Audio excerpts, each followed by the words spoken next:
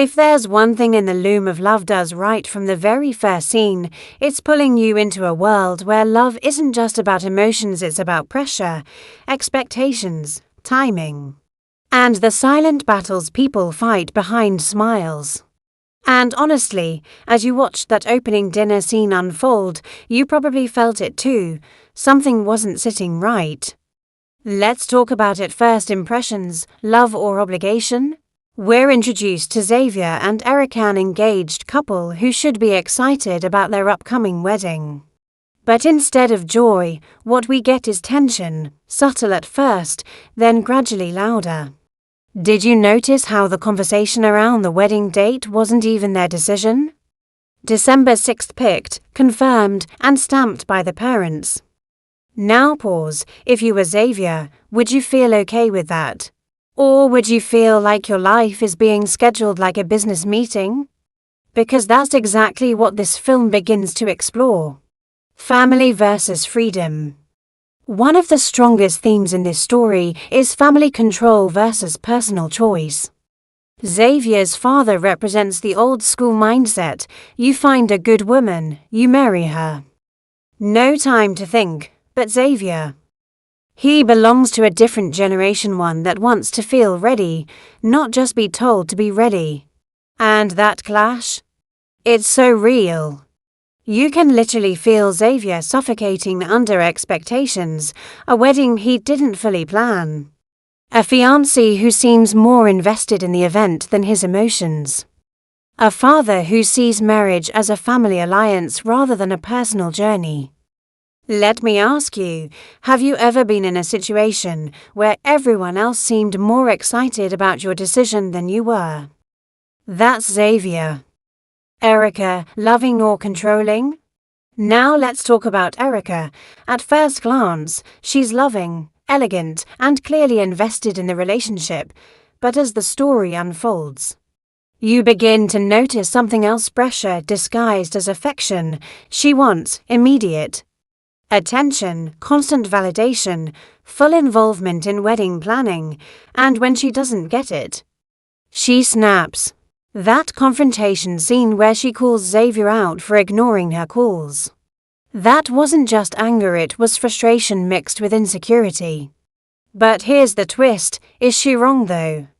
Because from her perspective, the wedding is close. Her fiancé is emotionally distant. And he keeps hiding behind work.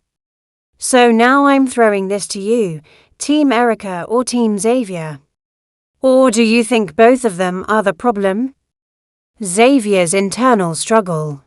Xavier is probably one of the most relatable characters in this story. He's not a bad guy. He's not cheating. He's not abusive. He's just confused. And that confusion shows up in different ways: avoiding conversations, diving into work, questioning the rush into marriage. His line, "I'm not even sure I'm ready to be a husband," that right there. That's the heart of the movie. Because let's be honest, how many people enter marriage truly ready? And how many just go along with it because everything is already set? Comic relief, the best friend energy. Let's not ignore Xavier's best friend, because wow, that guy brought life into the story. From joking about chopping from different angles, to insisting on being the best man, to pushing Xavier to face reality. He's that one friend who doesn't sugarcoat anything, knows your weaknesses, but still has your back. And honestly, every serious movie like this needs that balance. Do you have a friend like that? Or are you that friend? Sharon, just a sister, or something more? Now this is where things start getting interesting. Sharon's entrance. Unexpected. Her energy. Playful but intense. Her attachment to Xavier. Slightly concerning. When she says, "I don't need a boyfriend when I have you," red flag or harmless joke. Because the film doesn't just throw that line casually, it lingers. It makes you uncomfortable. It makes you question, Do you think Sharon's feelings are normal sibling affection? Or is there something deeper brewing? Let's be real, this storyline might explode later. Work versus love, the silent killer, another major theme here is career obsession versus emotional availability. Xavier is deeply invested in his documentary project. And not just any project, something mysterious, risky, and clearly important to him. But here's the problem: every time he chooses work, he loses connection with Erica. Sound familiar? Because this is one of the most realistic relationship struggles ever. I'm working for our future versus you're not present in our present. Which side do you usually lean toward? The mystery element, a bigger story ahead. Just when you think this is purely a romantic drama, the film introduces something new, a documentary in a mysterious community. Now this changes everything. Because suddenly, the story isn't just about love anymore.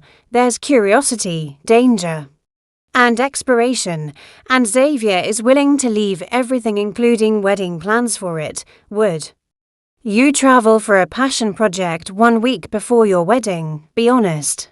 Because that decision alone tells us Xavier isn't just distracted, he's searching for something. Emotional conflicts everywhere. Let's break down the emotional chaos.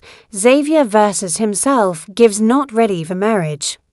Xavier versus Erica gives lack of attention and communication.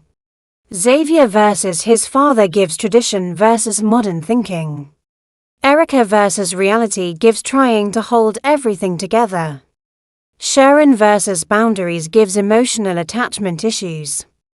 This is not just a love story. It's a collision of expectations. What this movie is really saying, at its core, In the Loom of Love, is asking one big question: is love enough when timing, pressure, and personal growth are not aligned? Because you can love someone deeply, but still not be ready. Still feel trapped. Still want more. And that's what makes this film feel so real. That dinner scene, let's revisit it, that moment where Xavier questions, why are decisions being made for us? That wasn't just about the wedding date. It was about control.voice.identity. And the fact that nobody truly addressed his concern? That tells you everything. Let's talk interactive time. I want to hear from you. Do you think Xavier should go ahead with the wedding? Is Erica being too demanding or just reasonable? What's your take on Sharon's behavior? Would you choose love or career in this situation? Drop your thoughts. You know, this kind of story hits differently when we talk about it. Final thoughts. In the Loom of Love isn't loud or overly dramatic. It's subtle, layered, and emotionally charged. It doesn't give you easy answers. Instead, it makes you uncomfortable in a good way. Because at some point, you start asking yourself, what would I do if I were in Xavier's shoes? And that's the beauty of it. This is not just a movie you watch, it's a movie you feel. Don't forget, if you enjoyed this breakdown and want more deep, engaging Nollywood reviews like this, subscribe, like, share with your friends, and stay tuned for more on Flicks and Feels.